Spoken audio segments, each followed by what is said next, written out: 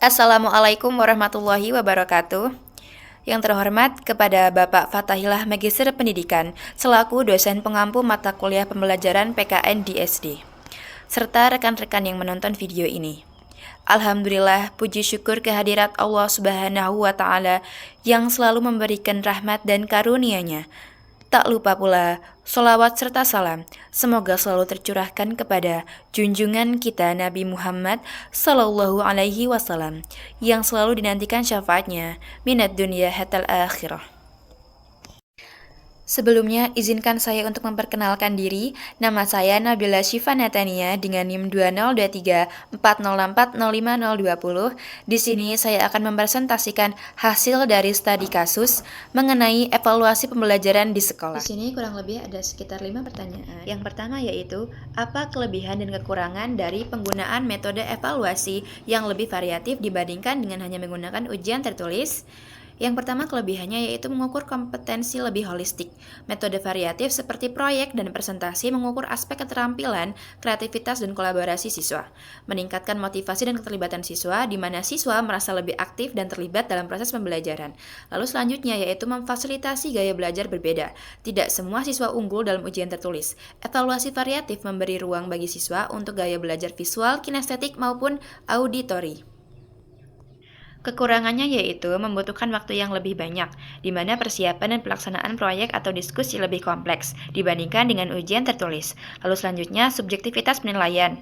Jika rubrik penilaian tidak jelas, bisa menimbulkan ketidakadilan.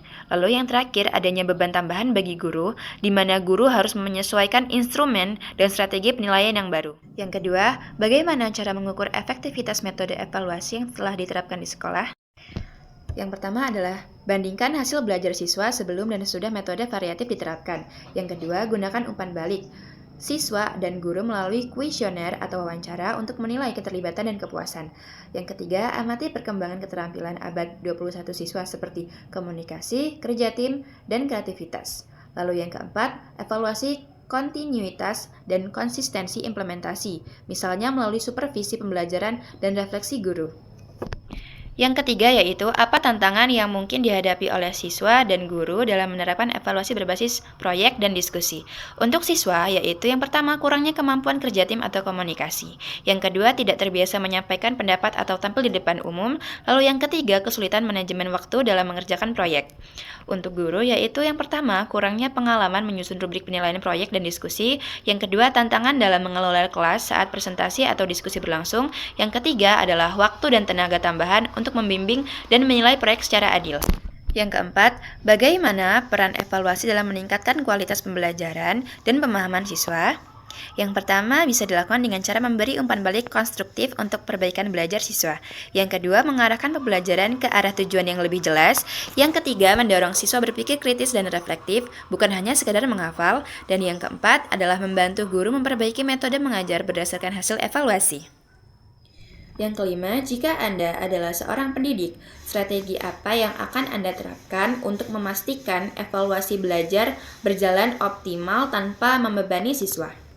Yang pertama, bisa digunakan rubrik penilaian yang jelas dan transparan agar siswa tahu ekspektasi yang diharapkan. Yang kedua, lakukan penilaian secara bertahap, bukan sekaligus di akhir. Yang ketiga, berikan pilihan tugas atau proyek sehingga siswa bisa memilih sesuai minat dan kemampuan.